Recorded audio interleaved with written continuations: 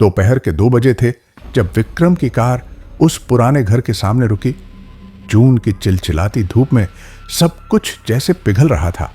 सड़क की डामर, दीवारों का रंग, यहां तक कि हवा भी गर्म और भारी थी, जैसे किसी ने उसमें सीसा घोल दिया हो। घर के सामने खड़े होकर विक्रम ने अपनी शर्ट का कॉलर ढीला किया और गहरी सांस ली। पसीना उसके माथे से बहकर आंखों में आ रहा था, नमकीन और चुभता हुआ। चारों तरफ ऐसा सन्नाटा था कि उसे अपने दिल की धड़कन सुनाई दे रही थी। धक धक धक धक। घर 3 मंजिला था। पुराने जमाने की वास्तुकला, लाल ईंटों की मोटी दीवारें, लकड़ी के भारी दरवाजे और सबसे ऊपर छत के ठीक नीचे एक छोटी सी खिड़की जो अटारी की ओर जाती थी। विक्रम की नजर उस खिड़की पर अटक गई। खिड़की का शीशा गंदा और धुंधला था, लेकिन उसे लगा जैसे अंदर से कोई उसे देख रहा हो। उसने अपनी आंखें मलीं और फिर से देखा। कुछ नहीं था, बस उसका वहम था। विक्रम 34 साल का था। दिल्ली में एक आर्किटेक्ट फर्म में काम करता था। लंबा, दुबला, पतला, चेहरे पर हमेशा एक थकान के निशान और आंखों के नीचे काले घेरे जो पिछले कुछ महीनों से गहराते जा रहे थे। उसकी शादी टूट चुकी थी। 6 महीने पहले तलाक हुआ था और तब से वो अकेला रह रहा था। काम में डूबने की कोशिश करता, लेकिन रात को जब घर लौटता तो वो खालीपन उसे निगल जाता था। और फिर वो फोन आया था। उसके दूर के मामा जी की मौत हो गई थी और उनकी वसीयत में ये पुराना घर विक्रम के नाम था। मामा जी से विक्रम ने बचपन में कुछ बार ही मुलाकात की थी। वो एक अजीब इंसान थे, कम बोलते, ज्यादातर अकेले रहते और इस घर में अकेले ही रहते थे। गांव के लोग उनसे डरते थे, कहते थे कि वो तांत्रिक विद्या जानते हैं, कि वो रात को अजीब चीजें करते हैं। लेकिन विक्रम इन बातों पर यकीन नहीं करता था। उसके लिए यह सब अंधविश्वास था। विक्रम ने गेट खोला। जंग खाई हुई चेन से बंधा था, जिसे खोलते समय एक तीखी आवाज निकली। छी! उसने गेट को धक्का दिया और अंदर कदम रखा। आंगन में जंगली झाड़ियां उग आई थीं, घास सूख कर पीली हो गई थी और कोने में एक पुराना कुआं था जिस पर पत्थर की जाली पड़ी थी।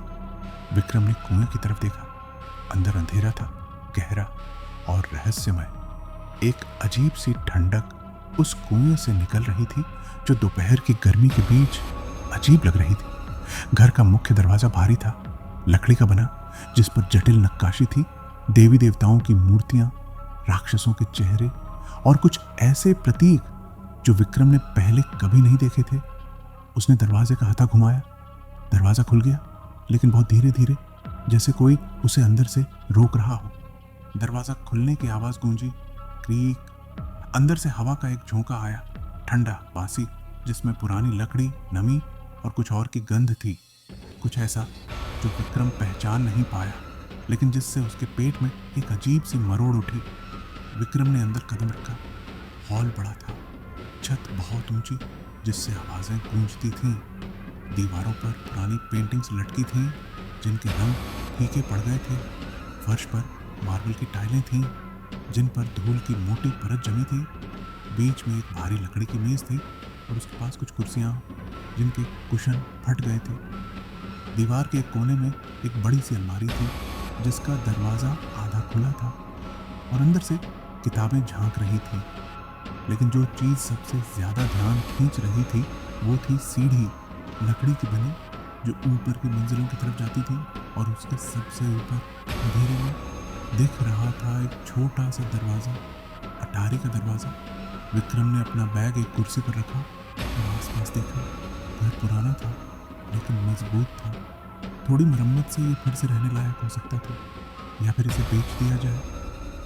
विक्रम के दिमाग में ये विचार चल रहे थे जब अचानक ऊपर से एक आवाज आई। थम। एक भारी चीज गिरने की आवाज। विक्रम रुक गया। उसने ऊपर देखा, छत की तरफ, जहां से आवाज आई थी। हेलो, उसने पुकारा। कोई है?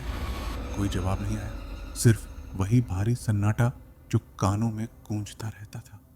विक्रम ने सोचा कि शायद कोई जानवर होगा, चूहा या बिल्ली। पुराने घरों में ये आम बात है। उसने बैग से पानी की बोतल निकाली और एक घूंट पिया। पानी गर्म हो गया था, लेकिन फिर भी गले को तर कर गया। उसने तय किया कि पहले पूरे घर का मुआयना कर ले। वो रसोई की तरफ बढ़ा। रसोई बड़ी थी, पुराने ज़माने की, जिसमें लकड़ी का चूल्हा था, दीवार पर बर्तन टंगे हुए थे और एक कोने में एक पुराना हैंड पंप था। विक्रम ने पंप को चलाने की कोशिश की। पहले तो कुछ नहीं आया, फिर धीरे धीरे काला बदबूदार पानी निकलने लगा। उसने जल्दी से पंप बंद कर दिया। रसोई से बाहर निकलकर वो दूसरे कमरों में गया। एक कमरा था जो शायद मामा जी का बेडरूम था। बिस्तर पर चादरें बिछी हुई थी, धूल से ढकी हुई। दीवार पर देवी देवताओं की तस्वीरें थीं और एक कोने में एक छोटी सी पूजा की जगह थी जहां अगरबत्ती की राख पड़ी थी। विक्रम ने उस राख को छुआ। अभी भी नम थी, जैसे कुछ दिन पहले ही जलाई गई, लेकिन मामा जी तो 3 हफ्ते पहले मर चुके थे। विक्रम को एक अजीब सी बेचैनी होने लगी। उसने कमरा बंद किया और बाहर आ गया। अब बची थी सिर्फ ऊपर की मंजिलें। वो सीढ़ियों की तरफ बढ़ा। हर कदम पर लकड़ी की आवाज इतनी तेज थी कि लगता था पूरा घर सुन रहा है। दूसरी मंजिल पर 3 कमरे थे, सब खाली, सिर्फ पुराना फर्नीचर और धूल।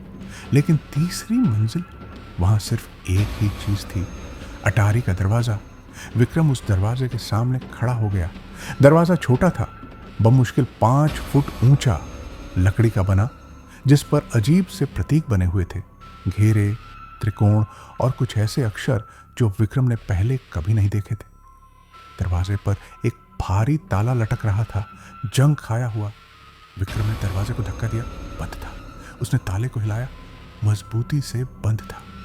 अटारी में क्या होगा, उसने सोचा। शायद पुराना सामान, किताबें या कोई पुरानी चीजें। लेकिन कुछ था जो विक्रम को उस दरवाजे से दूर जाने नहीं दे रहा था। एक अजीब सी खिंचाव, एक जिज्ञासा जो उसे अंदर बुला रही थी। उसने ताले को ध्यान से देखा। ये पुराना था, लेकिन तोड़ा जा सकता था। विक्रम ने तय किया कि कल सुबह वो एक हथौड़ा लेकर आएगा और इस ताले को तोड़ देगा। उस रात विक्रम ने नीचे हॉल में ही सोने का फैसला किया। उसने अपना स्लीपिंग बैग बिछाया और लेट गया। बाहर से कोई आवाज नहीं आ रही थी, न चिड़ियों की न कीड़ों की, बस एक गहरा दबा हुआ सन्नाटा। विक्रम ने अपना फोन देखा, नेटवर्क नहीं था। अच्छा है, उसने सोचा, कम से कम ऑफिस के फोन तो नहीं आएंगे। रात के करीब 12 बजे विक्रम की नींद खुली। उसे प्यास लगी थी। वो उठा और रसोई की तरफ बढ़ा। अंधेरे में चलते हुए उसने अपने फोन की टॉर्च जलाई। रोशनी कमजोर थी, लेकिन रास्ता दिख रहा था। रसोई में पहुंचकर उसने अपनी बोतल से पानी पिया और तभी उसे एक आवाज सुनाई दी, ऊपर से, अटारी से, खट खट खट, जैसे कोई दरवाजा खटखटा रहा हो। अंदर से विक्रम का दिल तेजी से धड़कने लगा। उसने ऊपर की तरफ देखा, छत की तरफ। आवाज साफ थी, लगातार थी, खट खट खट। कौन है वहां? विक्रम ने चीख कर पूछा, लेकिन उसकी आवाज कांप रही थी। आवाज रुक गई, सन्नाटा छा गया। विक्रम वहीं खड़ा रहा, सांस रोके हुए, इंतजार करते हुए। कई मिनट बीत गए, कुछ नहीं हुआ। शायद लकड़ी का फैलना सिकुड़ना है, विक्रम ने खुद को समझाया। पुराने घरों में ऐसा होता है। वो वापस हॉल में गया और स्लीपिंग बैग में घुस गया, लेकिन नींद नहीं आई। वो आवाज उसके दिमाग में गूंजती रही, खट खट खट। अगली सुबह विक्रम गांव गया। उसे ताला तोड़ने के लिए एक हथौड़ा चाहिए था। गांव में उसे एक छोटी सी दुकान मिली जहां से उसने औजार खरीदे। दुकानदार, एक बूढ़ा आदमी, उसे घूरता रहा। तुम वो घर में रह रहे हो? बूढ़े ने पूछा। विक्रम ने सिर हिलाया। बूढ़े ने गहरी सांस ली। वो घर अच्छा नहीं है बेटा। तुम्हारे मामा जी वो अजीब आदमी थे। कहते हैं कि उन्होंने उस अटारी में कुछ बंद किया था, कुछ ऐसा जो बाहर नहीं निकलना चाहिए। विक्रम ने हंसकर उड़ा दिया। ये सब अंधविश्वास है काका, मैं तो बस घर साफ करके बेच दूंगा। बूढ़े ने उसकी तरफ देखा। उसकी आंखों में एक अजीब सी चिंता थी। अटारी मत खोलना बेटा, जो भी अंदर है उसे अंदर ही रहने दो। लेकिन विक्रम ने उसकी बात नहीं सुनी। वो वापस घर आ गया, हथौड़ा लेकर। दोपहर के 3 बजे थे, सबसे गर्म समय। घर के अंदर भी गर्मी थी, लेकिन अटारी के दरवाजे के सामने खड़े होकर विक्रम को ठंडक महसूस हुई। एक अजीब सी ठंडक जो उसकी रीढ़ में सिहरन भेज गई। उसने हथौड़ा उठाया और ताले पर मारा। 1 बार, 2 बार, 3 बार। चौथी बार में ताला टूट गया और फर्श पर गिर गया धड़ाम की आवाज के साथ। विक्रम ने दरवाजे का पकड़ा पकड़ा। उसकी हथेलियां पसीने से भीगी हुई थीं। उसने धीरे धीरे हथा घुमाया। दरवाजा खुलने लगा, बहुत धीरे धीरे, एक भयानक चरमराहट के साथ। अंदर से हवा का एक झोंका निकला, ठंडा बर्फीला, जिसमें सड़ांत की बदबू थी। विक्रम ने अपने फोन की टॉर्च जलाई और अंदर देखा। अटारी छोटी थी, छत नीची थी और अंदर ऐसी चीजें थीं जो विक्रम ने कभी नहीं देखी थीं। दीवारों पर अजीब प्रतीक बने हुए थे, लाल रंग में, जो सूख चुके थे। फर्श पर एक बड़ा सा घेरा बना था और उसके अंदर अजीब आकृतियां थीं। कोने में एक पुरानी मेज थी जिस पर किताबें रखी थीं, मोटी चमड़े की जिल्द वाली किताबें, और बीच में, घेरे के ठीक बीच में, एक मूर्ति रखी थी। मूर्ति काले पत्थर की बनी थी। एक अजीब सा प्राणी जो आधा इंसान था, आधा जानवर। उसके सींग थे, पंजे थे और उसका मुंह खुला हुआ था जैसे चीख रहा हो। मूर्ति के आसपास सूखे फूल बिखरे हुए थे और कुछ ऐसे निशान थे जो खून जैसे लग रहे थे। विक्रम अंदर गया, झुककर, क्योंकि छत नीची थी। उसने मूर्ति के पास जाकर देखा। मूर्ति की आंखें अजीब थीं, जैसे वो देख रही हों, जैसे वो जिंदा हों। विक्रम ने मूर्ति को छुआ। पत्थर ठंडा था, बर्फ की तरह। तभी पीछे से दरवाजा जोर से बंद हो गया। धड़ाम। विक्रम ने पलट कर देखा, दरवाजा बंद था। उसने दरवाजे को धक्का दिया, नहीं खुला। उसने फिर धक्का दिया, जोर से, फिर भी नहीं खुला। नहीं नहीं नहीं, विक्रम बड़बड़ाया। उसने दरवाजे को लात मारी, धक्का दिया, चीखा, खोलो, कोई है बाहर? लेकिन कोई नहीं था। वो अकेला था, अटारी में फंसा हुआ। और तभी पीछे से एक आवाज आई, धीमी लेकिन साफ, आखिरकार तुम आ ही गए। विक्रम ने पलट कर देखा।